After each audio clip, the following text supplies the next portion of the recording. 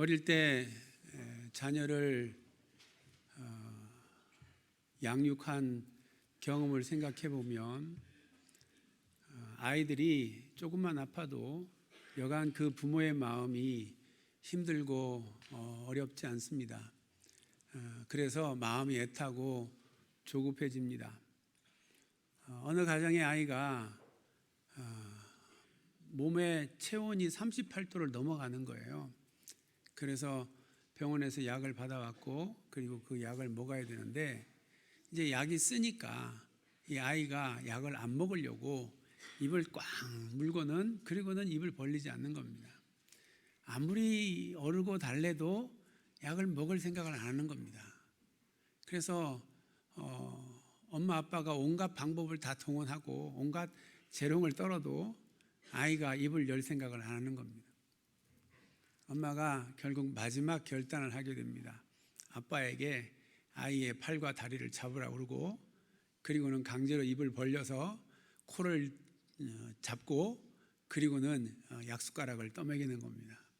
그렇게라도 억지로라도 약을 먹어야, 그래야 아이가 열이 떨어지고 그리고 건강이 회복될 것이기 때문에 그렇습니다.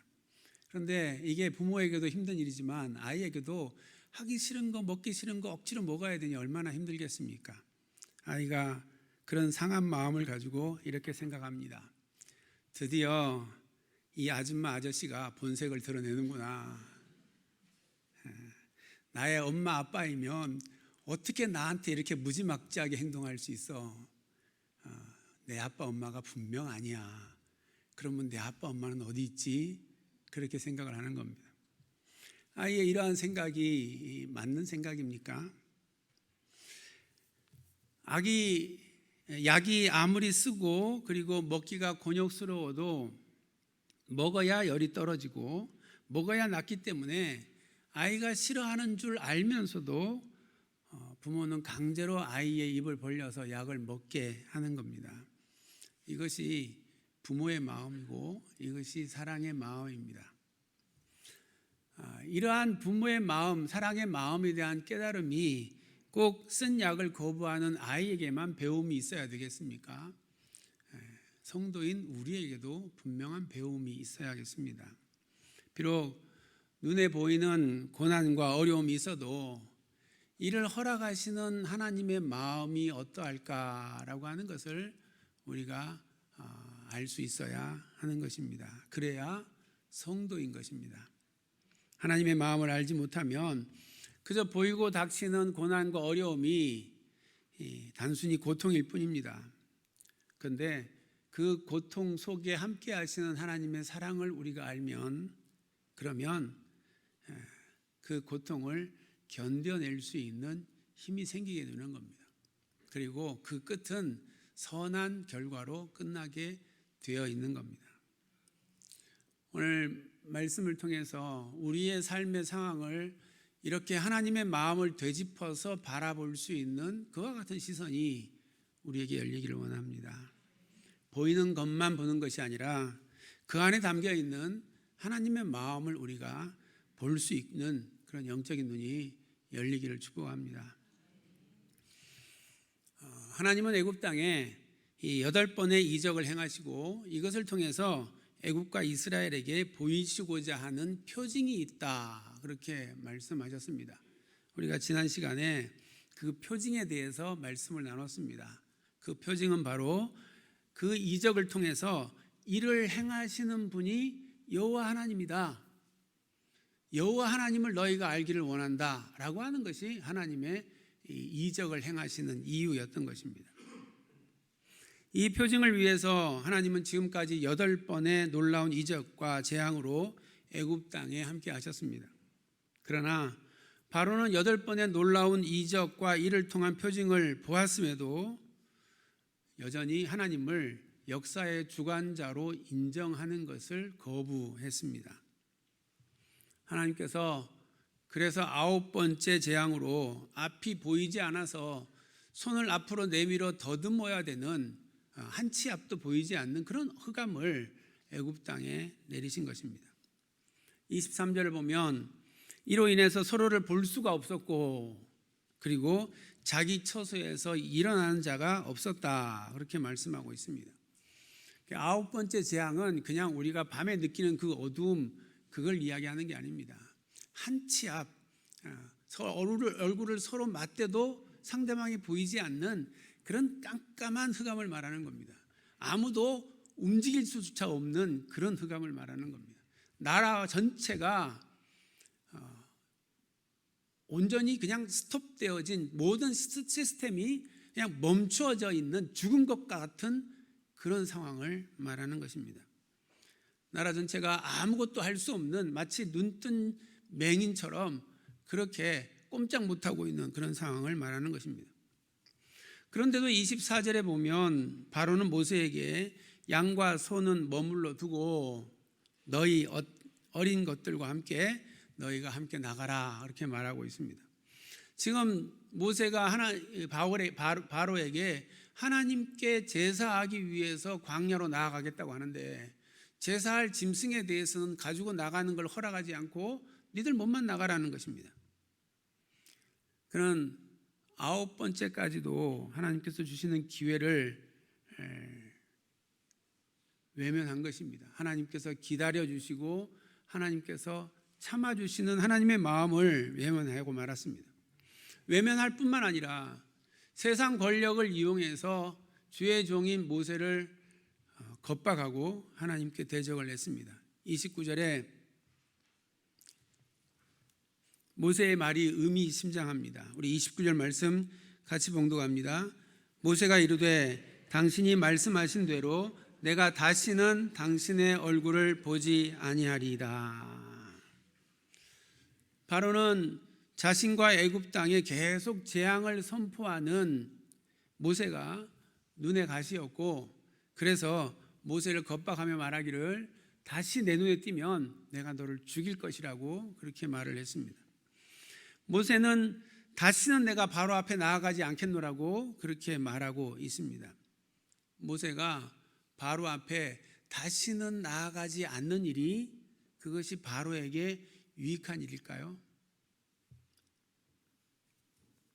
성경을 보면 10가지 재앙을 하나님께서 선포하게 하실 때에 꼭 기록되어져 있는 구문이 있습니다. 7장 15절에 보면 아침에 너는 바로에게로 가라. 8장 1절에 보면 너는 바로에게 가서, 8장 20절에도 아침에 일찍이 일어나 바로 앞에 서라. 9장 1절에도 바로에게 들어가서 그에게 이르라. 9장 13절에도 아침에 일찍이 일어나 바로 앞에 서서, 10장 1절에도 바로에게로 들어가라. 하나님께서는 지금 모세에게 끊임없이 바로에게로 가라는 겁니다. 아침에 일찍이 바로에게 나아가라는 것입니다. 왜 하나님께서 모세에게 이렇게 바로에게 계속 나아가라고 말하는 것입니까? 지금 바로는 이 재앙을 선포하는 모세가 눈에 가시어서 저 안 봤으면 좋겠는데 자꾸 와가지고 재앙을 선포하니까 너 다시는 오지 말라고, 내가 오면 너 죽여버릴 거라고 그렇게 말하는데, 하나님은 지금까지 계속 모세에게 바로에게 나아가라, 아침에 바로에게 나아가라, 바로에게 나아가서 선포하라, 그렇게 말씀을 하고 있는 것입니다. 왜 하나님은 모세에게 이렇게 바로에게 나아가라고 말씀하십니까? 이 말을 왜 반복해서 말씀하는 것입니까? 출애굽을 위한 10가지 재앙을 살펴보면 하나님께서 굳이 10번에 걸쳐서 재앙을 애굽 땅에 내리지 않아도 됐을 텐데 라고 하는 생각을 우리가 하게 됩니다.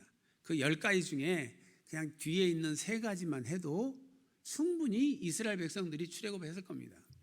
하나님께서 메뚜기를 바람으로 불어와서 애굽 온 땅에 내리게 하고, 땅이 보이지 않을 정도로 새카맣게 메뚜기로 온 땅을 덮게 만들고, 그리고 그 땅에 있는 모든 양식을 다 먹어버리게 만들어 더 이상 애굽 사람들이 먹을 것이 없게 만들고, 그 다음에 흑암이 덮어서 도무지 나라가 움직일 수 있는 아무것도 할 수 없는 나라가 정지된 상황 가운데 놓게 만들어 하나님의 그 위엄과 하나님의 그 두려움을 경험하게 만들고, 그리고 마지막에 그 땅에 있는 모든 장자를 다 쳐서 죽이고 바로의 큰아들을 쳐서 죽이면 3번으로 해결되는 겁니다.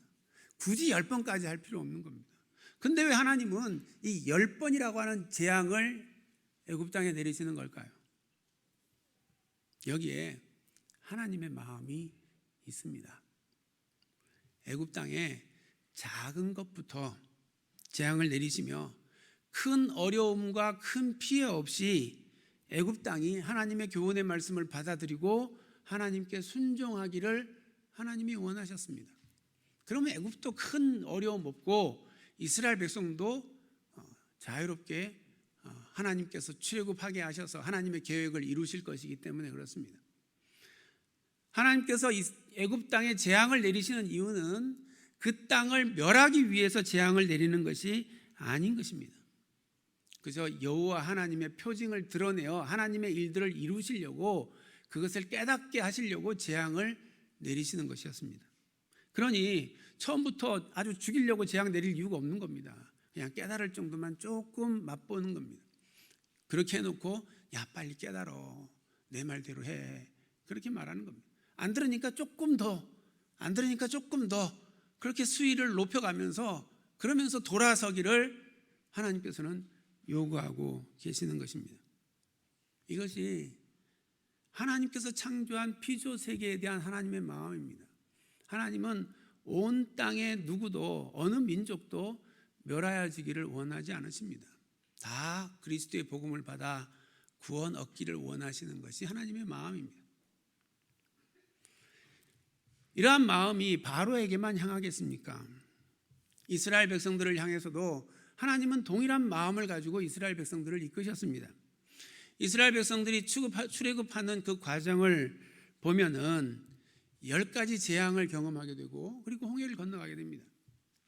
하나님의 놀라운 능력으로 10가지 재앙을 보고, 그리고 홍해 앞에서 아무 방법이 없는 이스라엘 민족에게 홍해를 가르시고 바닷길을 마치 마른 땅처럼 그렇게 건너가게 만드시고, 그리고 그들이 그렇게 두려워하고 무서워했던 애굽의 군대를 한순간에 홍해에다가 수장해 버리시는 전능하신 하나님을 이스라엘 백성들이 보았습니다.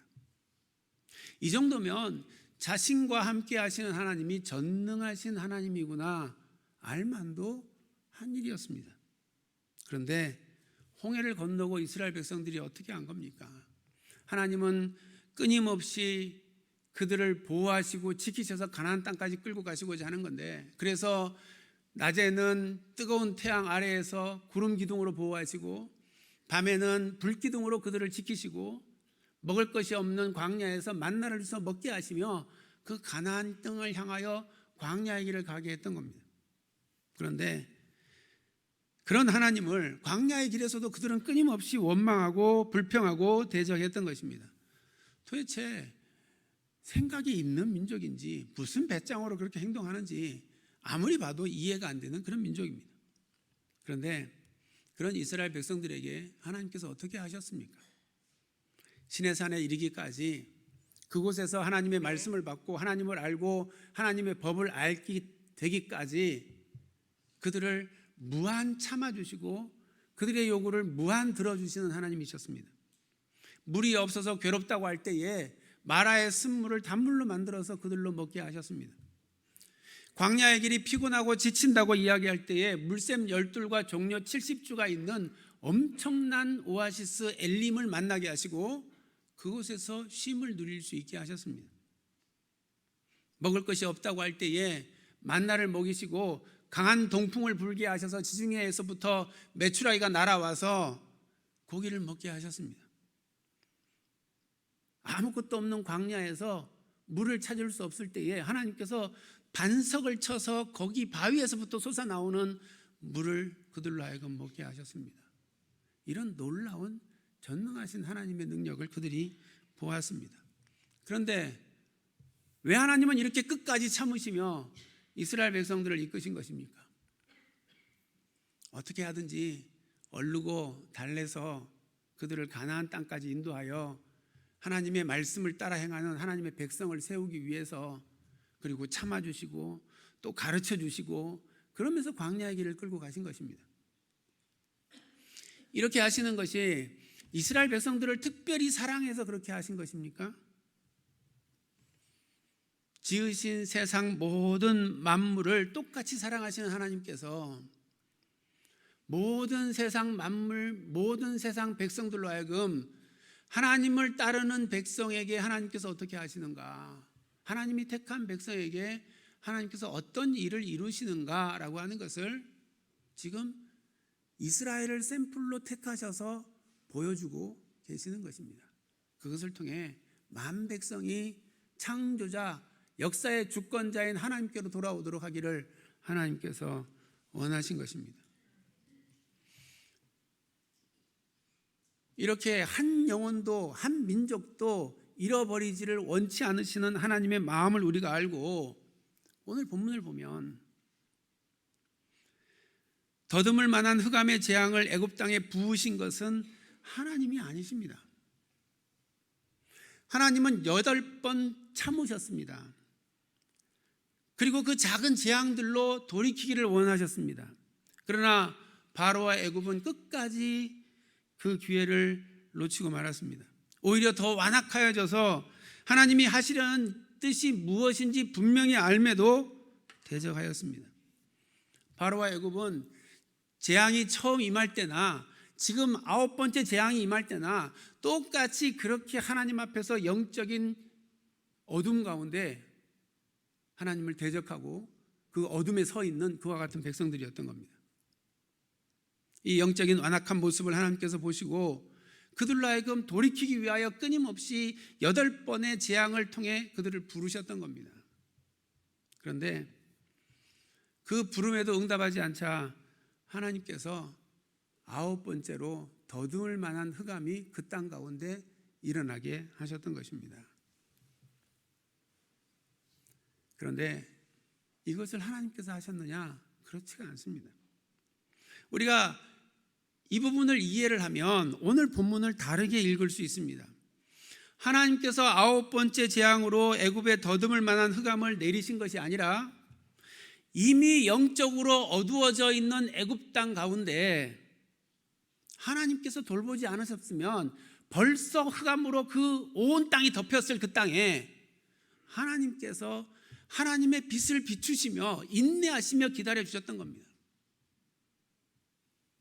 그래도 거기에 믿음으로 반응하지 않자 하나님의 빛을 비추는 이스라엘 땅은 그대로 빛을 비추어 주시고 대적하고 반항하는 애굽 땅에는 하나님의 빛을 하나님이 거두어 버리신 겁니다. 이미 그 땅에 온갖 죄악으로 말미암아 어둠의 문제가 가득한 땅인데 하나님이 빛을 거두어 버리면 삽시간에 그 땅은 어둠으로 가득 차게 될 수밖에 없는 겁니다. 끝내 돌이키지 않자 하나님께서 그 빛을 거두어 버리신 것입니다. 이 하나님의 행하심이 믿음으로 우리에게 보이면 우리가 이 땅의 삶을 어떻게 살아야 하는가라고 하는 것이 깨달아지게 되는 겁니다. 영화 쭈라기 공원이라고 하는 영화가 오래전에 있었습니다. 그 쭈라기 공원이라는 영화를 촬영한 곳이 이 하와이 제도의 북쪽에 보면 카우아이라고 하는 섬이 있습니다. 그 카우아이라고 하는 섬에서 촬영을 했습니다. 지금은 카우아이 섬이 굉장히 아름다운 섬입니다. 신혼부부들이 많이 가는 섬입니다. 온 섬 전체가 수풀로 잘 우거져 있는 그와 같은 산입니다. 그런데 한동안은 그 섬이 지옥의 섬이라고 불려졌습니다. 왜냐하면 그곳에 사는 주민들 대부분이 범죄자이고 알코올 중독자이고 마약 중독자이고 그리고 정신질환자들이 그곳에 많이 살았습니다.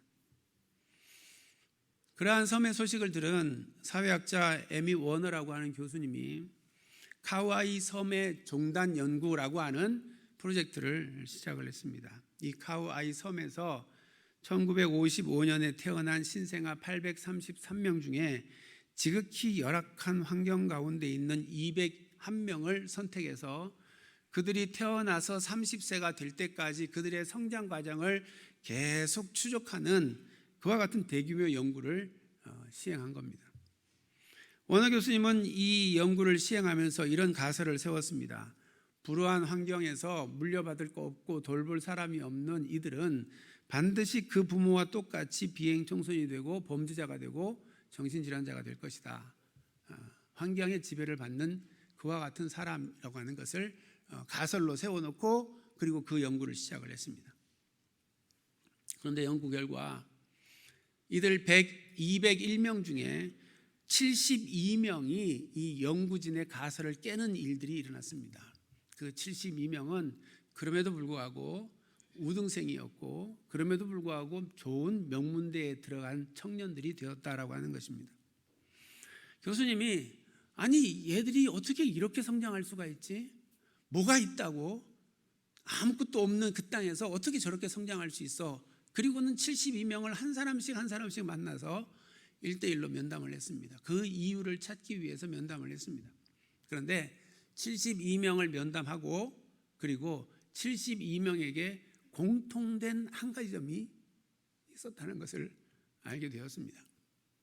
그것은 그 72명을 지지해주는 한 명 이상의 어른이 있었다라고 하는 거예요. 그 성장 과정 가운데 그 72명을 지지해주는 한 명 이상의 어른이 그와 함께 있었다는 겁니다. 그래서 그 지지를 받고 그들이 삶이 환경에 지배당하지 않고 오히려 환경을 극복하고 그리고 우등생 명문대를 들어가는 아주 좋은 청년들로 성장할 수 있었다라고 하는 그런 결론을 얻었던 겁니다. 세상의 한 사람 어른 지지자로 인해 불우한 환경, 아무것도 소망할 것이 없는 청년이 환경에 영향받지 않고 환경에 지배받지 않고 건강한 청년으로 자라날 수 있다고 한다면 우리의 영원한 지지자가 되시는 주님께서 우리와 함께 하시고 우리가 그 주님을 깊이 만났다고 한다면 우리 안에 더 놀라운 변화가 일어나는 것이 마땅한 거 아니냐라고 하는 겁니다. 그런데 그런 변화가 우리에게 없다면 그는 아직 영원한 지지자 되신 그분을 못 만난 겁니다. 그러니 인생이 고달프고 힘들고 어렵고 좌절하고 낙심하게 되는 겁니다. 성도로서 이 땅의 삶을 살아가면서 우리의 영원한 지지자 되신 주님을 인격적으로 만나는 것이 얼마나 중요한가라고 하는 것을 우리에게 가르쳐주는 그와 같은 예인 것입니다. 요즘 세상을 보면 어둠의 권세가 세상 여기저기를 공격하고 있는 것을 보게 됩니다. 정치 영역은 말할 것도 없고 사회 전반에 걸쳐서 이 땅의 어둠의 그림자가 보이는 듯 하는 것입니다. 한순간도 마음 놓을 수 없는 언제 이 땅 가운데 그 영적 어둠이 이 땅을 전부 덮여버릴지 모르는 그런 두려움이 우리 가운데 있습니다. 그런데 그럼에도 불구하고 아직 세상이 완전히 흑암 가운데 들어가지 않고 그리고 이 땅에 아직 교회가 살아있고 그리고 하나님의 역사가 이 땅 가운데 일어나는 이유는 하나님이 우리를 향하여 빛을 비추고 계시기 때문에 그렇습니다.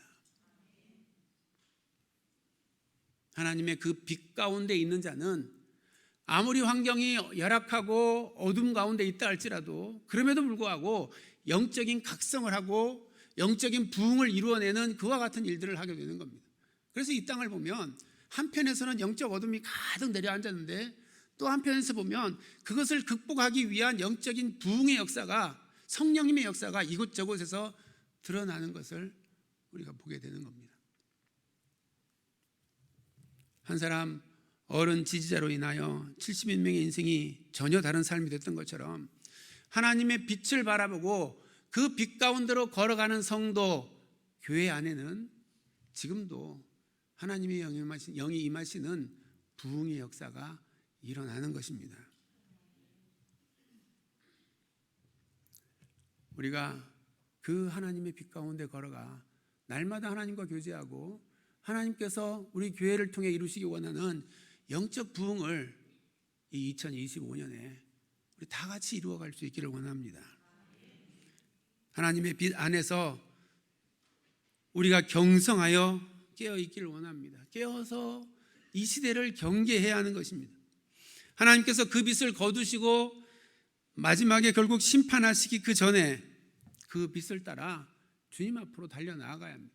그리고 그 빛을 우리가 듬뿍 받고 그 은혜에 감격하고 기뻐하고 뿐만 아니라 그 빛을 반사하여 세상에 드러내는 그와 같은 삶을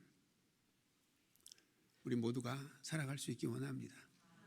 하나님께서 우리를 통해 그 놀라운 빛을 부으시고 교제하시고 또 그 놀라운 빛을 온 세상에 드러낼 수 있는 능력 있는 성도로 교회로 세워가실 것입니다. 이 믿음의 삶이 2025년 한 해 동안 우리 모두의 삶이 되기를 주님의 이름으로 축원합니다.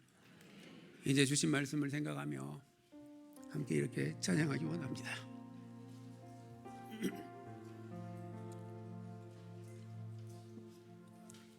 하나님께서는 빛으로 우리 가운데 오셨습니다. 그리고 우리에게 빛 가운데 나아오라고 말씀하십니다. 우리가 빛 가운데 있으면 빛을 드러내는 자가 될 수 있습니다. 우리 안에는 빛이 없습니다. 우리 안에는 그냥 죄의 본성을 따라 즐기기를 기뻐하는 그런 죄악만 있습니다. 그래서 하나님의 빛 가운데로 우리가 나아가야 하는 겁니다. 그분이 우리에게 빛을 비추어 줄 때에 비로소 우리가 빛 가운데 살아갈 뿐만 아니라 빛을 비추는 삶을 살아가게 되는 겁니다. 이 믿음의 삶 살아가기를 소망합니다. 바라면서 우리 함께 찬양하겠습니다.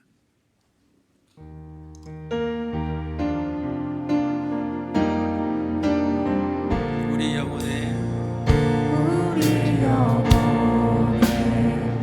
주가 주신 꺼지지 않는 빛인데 오직 주님께 우리를 드릴 때 그 빛을 밝혀 주시리라. 이제 일어나 소망이 없는 어느 세상에 나아가라. 내 빛 비춰라. 모두 알고로 빛을 들고 세상으로 빛을 들고 세상으로 절망에 빠진 형제의 맘에 어저만 바라는 빛인데 주님을 떠나 화가 가득 잠에도 그 빛의 생명 잃어가네. 이제 일어나 어둠 속에서 고통받는 자 일으키라. 내 빛 비춰라. 모두 알고로 빛을 들고 세상으로 빛을 다 일어나서 찬양합니다.